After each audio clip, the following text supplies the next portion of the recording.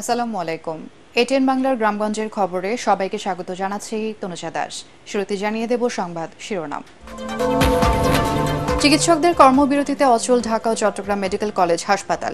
চিকিৎসা কার্যক্রম বন্ধ, হামলায় জড়িত এক শিক্ষক সহ ৩ শিক্ষার্থীর বিরুদ্ধে শাহবাগ থানায় মামলা। শক্তি নয়, উদারতা দেখিয়ে মানুষের মন জয় করার আহ্বান তারেক রহমানের। বিএনপির ৪৬তম প্রতিষ্ঠা বার্ষিকীতে সারা দেশের নেতাকর্মীদের মাঝে উচ্ছ্বাস। এসআলম গ্রুপের মালিকানায় থাকা ৬টি সহ মোট ৯ ব্যাংকের সাথে লেনদেনের সতর্কতা জারি চট্টগ্রাম বন্দর কর্তৃপক্ষের। আমদানি রপ্তানিতে জটিলতা বাড়বে মনে করেন ব্যবসায়ীরা। এবং টানা ৩ মাসের নিষেধাজ্ঞা শেষে আজ থেকে উন্মুক্ত বিশ্ব প্রাকৃতিক ঐতিহ্য সুন্দরবন। পর্যটকদের বরণে প্রস্তুত ট্যুর অপারেটররা। শুনছিলেন সংবাদ শিরোনাম, এবারে বিস্তারিত। ঢাকা মেডিকেল হাসপাতালের নিউরোসার্জারি বিভাগের ৩ চিকিৎসককে মারধর এবং ভাঙচুরের ঘটনায় শাহবাগ থানায় মামলা হয়েছে। মামলায় আসামি করা হয়েছে বেসরকারি বিশ্ববিদ্যালয় বিইউবিটির শিক্ষক সহ ৩ শিক্ষার্থীকে। এছাড়া ৪০ থেকে ৫০ জনকে অজ্ঞাত আসামি করা হয়েছে। এর আগে গত শুক্রবার রাতে হাসপাতালের নিউরোসার্জারি বিভাগের ৩ চিকিৎসককে মারধরের প্রতিবাদে ধর্মঘট ডাকেন চিকিৎসকরা। হামলাকারীদের গ্রেফতারে ২৪ ঘণ্টার আলটিমেটাম দেন তারা। এতে বন্ধ রয়েছে হাসপাতালের জরুরি সহ সব বিভাগের চিকিৎসা কার্যক্রম। এদিকে ডাক্তারদের কর্মবিরতির কারণে চরম ভোগান্তিতে পড়েছেন হাসপাতালে আসা রোগী এবং তাদের স্বজনরা। হাসপাতালে ভর্তি থাকা রোগীরাও পড়েছেন বিপাকে। অনেকে সেবা না পেয়ে ফিরে যাচ্ছেন। এদিকে এই হামলার প্রতিবাদে চট্টগ্রামে বিক্ষোভ সমাবেশ করেছে চট্টগ্রাম মেডিকেল কলেজ হাসপাতালের চিকিৎসকরা।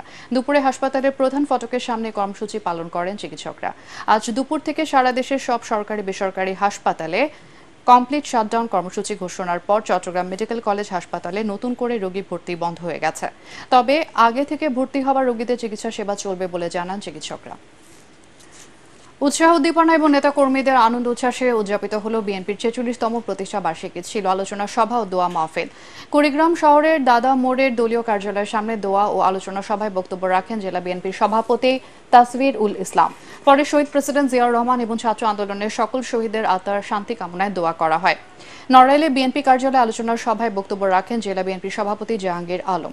এ সময় সাম্প্রতিক আন্দোলনে আহত নেতাকর্মীদের সুস্বাস্থ্য কামনা করে দোয়া অনুষ্ঠিত হয়। পাবনা জেলা বিএনপি আয়োজিত সভায় বক্তারা বিএনপির ভারপ্রাপ্ত চেয়ারম্যান তারেক রহমানের নির্দেশনামূলক বক্তব্য তুলে ধরে নেতাকর্মীদের তা পালন করার নির্দেশনা দেন।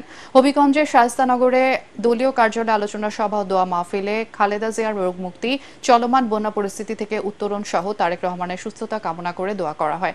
আলোচনা সভা ও দোয়া মোনাজাতের মধ্য দিয়ে বরিশালে জেলা ও মহানগর বিএনপির উদ্যোগে পালিত হয় প্রতিষ্ঠা বার্ষিকীর অনুষ্ঠান।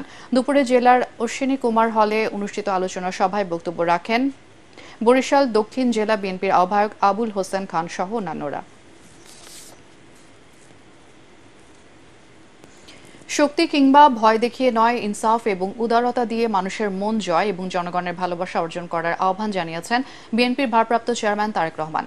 দলের ৪৬তম প্রতিষ্ঠা বার্ষিকী উপলক্ষে গণমাধ্যমে পাঠানো ভিডিও বার্তায় তিনি বলেন, বিএনপির পতাকা এখন শুধু দলীয় নয়, দেশ ও জনগণের স্বাধীনতা এবং অধিকার রক্ষার প্রতীকে পরিণত হয়েছে। দেশকে জনতার কাঙ্ক্ষিত বাংলাদেশে রূপান্তর করতে রাষ্ট্র সংস্কার কার্যক্রমের কোনোই বিকল্প নেই। বিএনপি মনে করে রাষ্ট্র সংস্কারকে কার্যকর করতে হলে দেশের রাজনৈতিক দলগুলোর দৃষ্টিভঙ্গি এবং কার্যক্রমেও স্বচ্ছতা নিশ্চিত করার বিষয়টিও উপেক্ষা করার কোনোই সুযোগ নেই। আপনাদের প্রতি আমার স্পষ্ট বার্তা, শক্তি কিংবা ভয় দেখিয়ে নয়, বরং ইনসাফ এবং উদারতা দিয়ে মানুষের মনকে জয় করুন, জনগণের ভালোবাসা অর্জন করুন। বিএনপির নামে চাঁদাবাজি করে কেউ যদি দলের ভাবমূর্তি নষ্ট করার অপচেষ্টা করে তবে তার বিরুদ্ধে কঠোর সাংগঠনিক ব্যবস্থা গ্রহণের হুঁশিয়ারি দিয়েছেন বিএনপির জাতীয় নির্বাহী কমিটির সদস্য রুহুল কুদ্দুস তালুকদার দুলু। বিএনপির ৪৬তম প্রতিষ্ঠা বার্ষিকী উপলক্ষে নাটোরের আলাইপুরে দলীয় কার্যালয়ে অনুষ্ঠিত আলোচনা সভায় প্রধান অতিথির বক্তৃতায় তিনি আরও বলেন, পতিত আওয়ামী লীগের কাউকে বিএনপিতে অনুপ্রবেশ ঘটাতে চাইলে তাকেও দল থেকে বহিষ্কার করা হবে। পরে শহীদ রাষ্ট্রপতি জিয়াউর রহমান সহ সরকার পতন আন্দোলনে নিহত ছাত্র জনতার রুহের মাগফিরাত কামনা করে দোয়া করা হয়।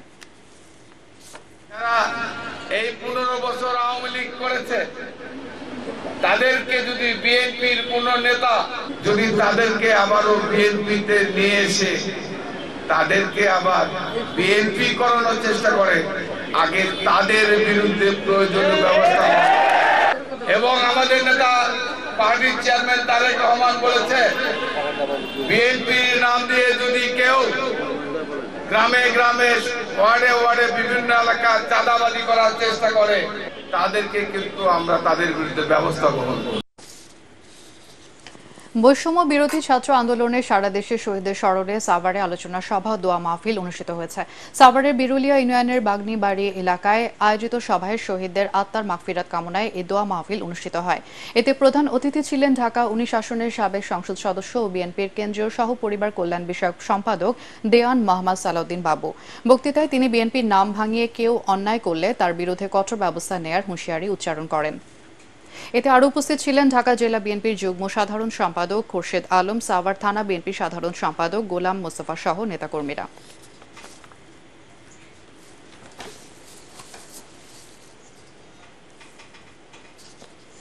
কুষ্টিয়ার কুমারখালীর শিলাইদহে বিএনপির ঐক্য এবং সম্প্রীতি সমাবেশ অনুষ্ঠিত হয়েছে। এতে বৈষম্য বিরোধী ছাত্র আন্দোলনে পুলিশের গুলিতে হতাহতদের পরিবারের মাঝে আর্থিক সহায়তা দেওয়া হয়। এ সময় সাবেক সংসদ সদস্য সৈয়দ মেহেদী আহমেদ রুমি, ইউনিয়ন বিএনপির সাধারণ সম্পাদক খন্দকার আতিকুজ্জামান আলমগীর অন্যান্যের মধ্যে উপস্থিত ছিলেন।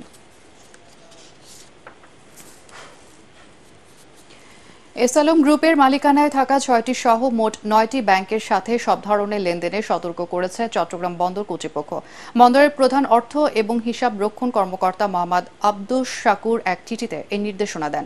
পূর্ব ঘোষণা ছাড়াই বন্দরের এই ধরনের সিদ্ধান্তে আমদানি রপ্তানিতে জটিলতা বাড়বে বলে জানিয়েছে ব্যবসায়ী এবং অর্থনীতিবিদরা। তাদের মতে এতে ক্রেতাদের কাছে ভুল বার্তা যাবে। অবিলম্বে বাংলাদেশ ব্যাংকে বন্দরের জটিলতা নিরসনের দাবি জানিয়েছে তারা। আরও জানাচ্ছেন শারফুল আলম। চট্টগ্রাম বন্দর দেশের আমদানি রপ্তানির প্রাণকেন্দ্র। এ বন্দর দিয়েই দেশের সিংহভাগ পণ্য আমদানি রপ্তানি হয়ে থাকে। এসব পণ্য পাঠাতে বাণিজ্যিক ব্যাংকগুলোর মাধ্যমে বন্দরের শুল্ক, কন্টেইনার খরচ সহ সব ধরনের আর্থিক লেনদেন, পে অর্ডার, চেক ও নগদ লেনদেনের মাধ্যমে অর্থ পরিশোধ করে আসছিলেন ব্যবসায়ীরা। সম্প্রতি কিছু ব্যাংকের পে অর্ডার জমা নিয়ে জটিলতা তৈরি হয় সেখানে। এতে কন্টেইনার জটের পাশাপাশি আর্থিক ক্ষতি বাড়তে থাকে। এই পরিস্থিতির মধ্যেই লুটপাট আর আর্থিক কেলেঙ্কারিতে জড়িত এসআলম গ্রুপের মালিকানায় থাকা 6টি ব্যাংক সহ মোট 9টি ব্যাংকের লেনদেনে বন্দর কর্তৃপক্ষ সতর্ক নির্দেশ দেন। হঠাৎ এমন সিদ্ধান্তে শঙ্কায় ব্যবসায়ীরা। এই 9টা ব্যাংকের চেক বা পে অর্ডার ইতিমধ্যে যারা নিয়েছে সেগুলির কি হবে? এটার একটা টাইম দিয়ে যাওয়া উচিত যে এই 9 ব্যাংকের কোনো চেক পে অর্ডার কেউ কোথাও অ্যাকসেপ্ট হবে না। কিন্তু এইভাবে টাইম না দিয়ে এইভাবে যদি দেওয়া হয়, আলটিমেটলি ব্যবসায়ীরা ক্ষতিগ্রস্ত হবে। এই ব্যাংকগুলির মধ্যে কিন্তু আমাদের রপ্তানিকারকদের অনেকগুলি বড় বড় প্রতিষ্ঠান কিন্তু এই ব্যাংকগুলিতে আছে। তাদের ব্যবসার কার্যক্রম কি হবে, এই ব্যাপারে বাংলাদেশ ব্যাংকের একটা স্পষ্ট গাইডলাইন থাকা উচিত। সরকার পরিবর্তনের পর বাংলাদেশ ব্যাংক এসআলমের মালিকানায় থাকা 6টি সহ মোট 7টি ব্যাংকের পরিচালনা পর্ষদ পুনর্গঠনের কাজ শুরু করে দিয়েছে। ব্যাংক থেকে আগের মেয়াদি আমানত সহ বিভিন্ন আমানতের বড় অর্থ একসাথে তুলতে পারছে না বন্দর কর্তৃপক্ষ।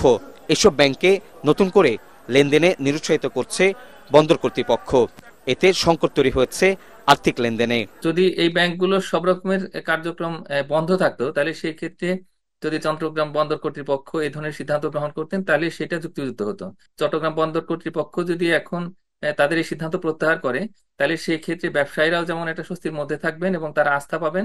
দ্রুত এই সংকট কাটাতে গভর্নরের সহযোগিতা চেয়েছেন বিশ্লেষকরা। তা না হলে চট্টগ্রাম বন্দরে নতুন করে কন্টেইনার জট সহ পণ্য রপ্তানি সময়সীমা বেড়ে গিয়ে আর্থিক ক্ষয়ক্ষতির পরিমাণ বেড়ে যাওয়ার আশঙ্কাও করছেন তারা। শরফুল আলম, এটিএন বাংলা, ঢাকা।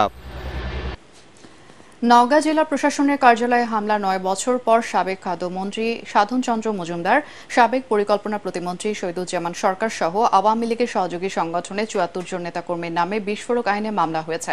দুপুরে নওগাঁ পৌর বিএনপির সাবেক যুগ্ম সাধারণ সম্পাদক আবুল কালাম আজাদ অতিরিক্ত chief judicial magistrate Mohammad Imtiazul ইসলামের আদালতে মামলাটি দায়ের করেন।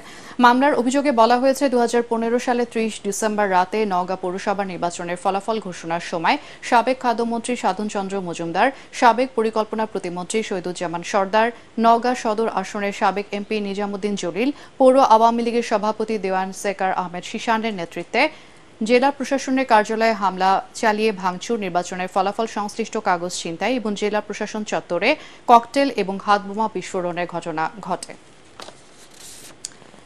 যা বিএনপির ভারপ্রাপ্ত চেয়ারম্যান তারেক রহমান এবং খালেদা জিয়ার উপদেষ্টা আমানুল্লাহ আমান সহ দলের সব নেতাকর্মীর নামে মামলা ও সাজা প্রত্যাহারের দাবিতে সাভারে বিক্ষোভ মিছিল করেছেন বিএনপি নেতাকর্মীরা। উপজেলার হেমায়েতপুরে তেঁতুলঝোড়া ইউনিয়ন বিএনপির উদ্যোগে আয়োজিত বিক্ষোভ মিছিলটি বিভিন্ন সড়ক প্রদক্ষিণ করে। এ সময় তেঁতুলঝোড়া ইউনিয়ন বিএনপির সভাপতি মোহাম্মদ মহিউদ্দিন, সহ সভাপতি অ্যাডভোকেট মেহেদী হাসান উপস্থিত ছিলেন। এদিকে কুষ্টিয়ার কুমারখালীর শিলাইদহে বিএনপির ঐক্য ও সম্প্রীতি সমাবেশ অনুষ্ঠিত হয়েছে। এতে বৈষম্য বিরোধী ছাত্র আন্দোলনে পুলিশের গুলিতে হতাহতদের পরিবারের মাঝে আর্থিক সহায়তা দেওয়া হয়। এ সময় সাবেক সংসদ সদস্য সৈয়দ মেহেদী হাসান রুমি, ইউনিয়ন বিএনপির সাধারণ সম্পাদক খন্দকার আতিকুজ্জামান আলমগীর অন্যান্যের মধ্যে উপস্থিত ছিলেন।